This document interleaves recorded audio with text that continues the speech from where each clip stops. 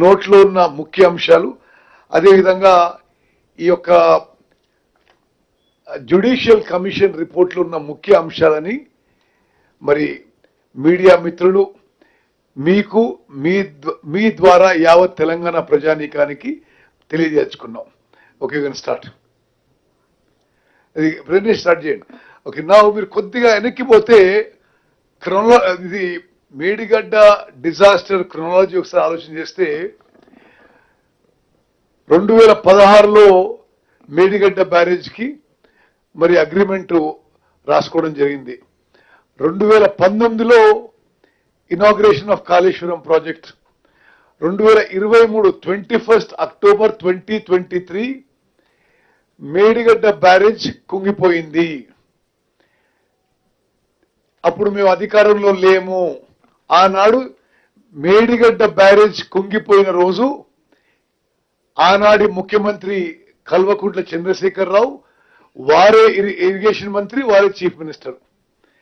మరి 25 అక్టోబర్ వారు అధికారంలో ఉన్నప్పుడే national dam safety authority team Telangana irrigation శాఖతో సహా పోయి అక్కడ పరిశీలన చేసి 1 నవంబర్కి వాళ్ళు ఎందుకు ఈ యొక్క మేడిగడ్డ బ్యారేజ్ లో ఈ యొక్క బ్లాక్ 7 కుంగిపోయిందో చెప్పడం జరిగింది. చాలా స్పష్టంగా ఆ రోజు ఇచ్చిన నివేదిక, ఇది టిఆర్ఎస్ పార్టీ అధికారంలో ఇచ్చిన నివేదిక. ఆ తర్వాత మరి మా ప్రభుత్వంలో ఇచ్చిన ఇంటరిమ్ నివేదిక, మరి ఈ మధ్యకాలం ఒక 2-3 మాసాల కింద ఇచ్చిన ఫైనల్ రిపోర్ట్ లో నేషనల్ డ్యామ్ సేఫ్టీ అథారిటీ అదే విషయం పేర్కొన్నది. ఈ మేడిగడ్డ బ్యారేజ్ విషయంలో ప్లానింగ్, డిజైన్, కన్స్ట్రక్షన్, O&M లో లోపాలున్నాయి అని. అది 1 నవంబర్కి national dam safety authority has communicated the reasons for the sinking of the piers of Medigadda barrage. నేను మళ్ళీ చెప్తున్నా, for the national media, I want to highlight to you that these barrages were planned, designed, constructed and maintained and collapsed during Mr. KCR was the chief minister. The National Dam Safety Authority came for inspection and gave an adverse report against the construction and against the government during TRS government. We were yet to go for elections. ఆ తర్వాత 30th November నాడు తెలంగాణలో శాసనసభ polling అయింది. 3 డిసెంబర్కి counting అయింది. మరి మేము గెలిచాము. 7 December 2023కి మా ప్రభుత్వం ఏర్పడ్డది. మా ప్రభుత్వం ఏర్పడ్డ తర్వాత మేము ఇచ్చిన హామీ మేరకు ఒకటి, నేషనల్ డ్యామ్ సేఫ్టీ అథారిటీకి సాంకేతిక కారణాలు ఏంటిది ఈ మేడిగడ్డ బ్యారేజ్ కొలాప్స్ అని చెప్పి నేషనల్ డ్యామ్ సేఫ్టీ అథారిటీకి అఫీషియల్ గా కమ్యూనికేట్ చేశాం. ఆ తర్వాత వాళ్ళు హైదరాబాద్ రావడం, ఎన్నో మార్లు ఆ బ్యారేజ్ తిరగడం, మేము వాళ్ళతోని అన్ని విధాలుగా టెక్నికల్ గా కూడా we are interacted and gave what are inputs required.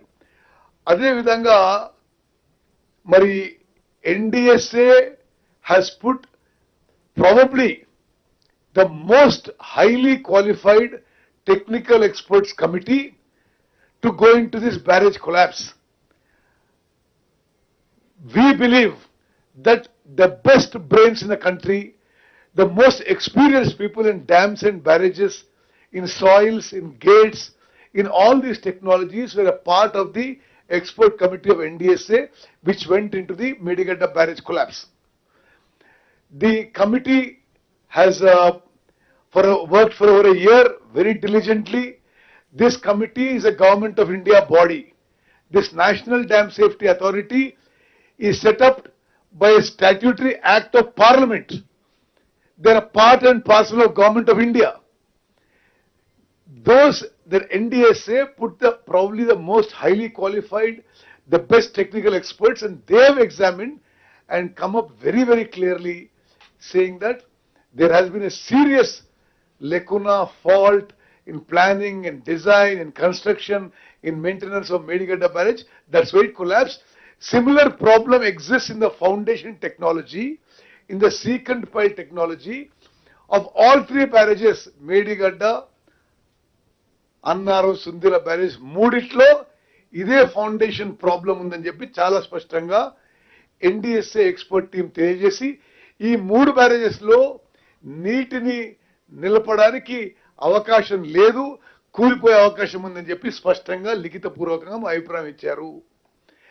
అదేవిధంగా in March 2024 our government has appointed Justice Shri Pinaki Chandra Ghosh, former judge of Supreme Court of India, to conduct judicial inquiry on certain allegations of irregularities and embezzlement of public funds.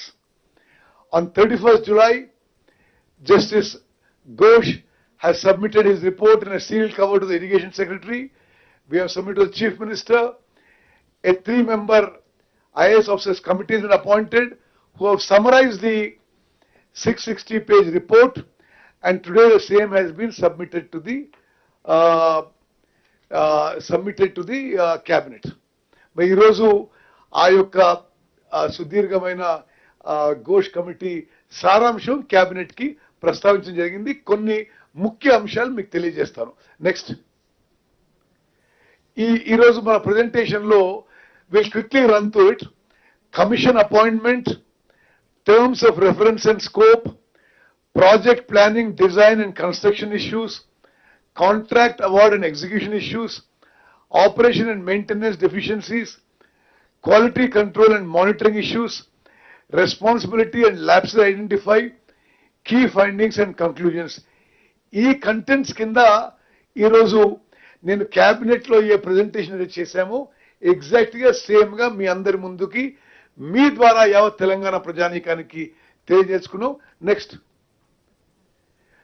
Telangana ప్రభుత్వం 14 March 2024న justice Pinaki చంద్ర ఘోష్ గారిని commission of enquiry act కింద ఈ యొక్క Medigadda collapse పై, ఆ బ్యారేజీలపై commission of enquiry వేసింది. Judicial enquiry allegations, irregularities మీద, embezzlement of public funds and corrupt practices, ఈ మూడింటి చేయాలని చెప్పింది.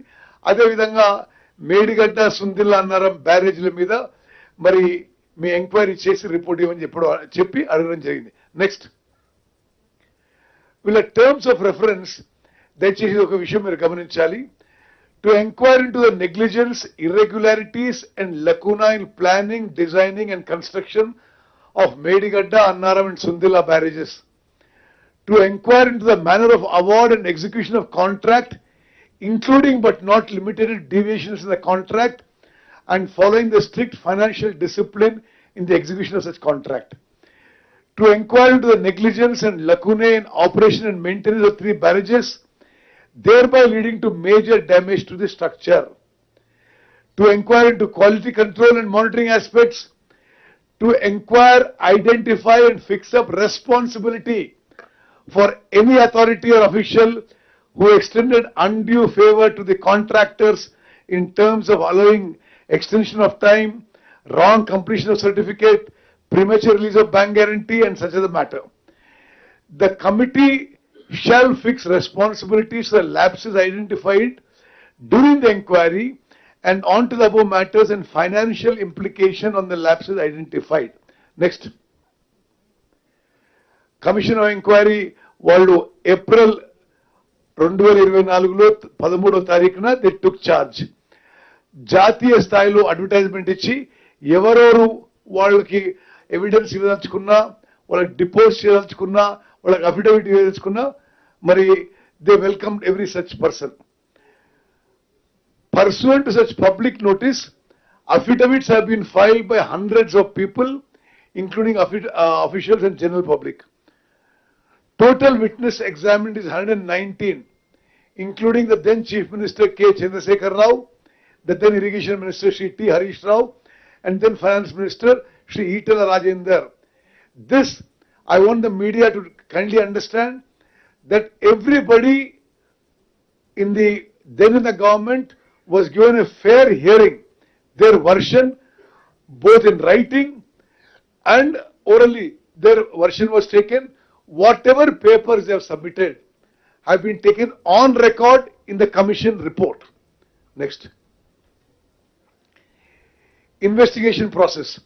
In the investigation process, the commission has taken into account the NDSA report, CAG report, Vigilance and Enforcement Department, INCID expert committee reports, cabinet resolutions of the entire period. Kaleshwaram project మొదలుపెట్టినప్పటి నుండి కూలిపోయే వరకు అన్ని cabinet copies ఇవ్వడం జరిగింది.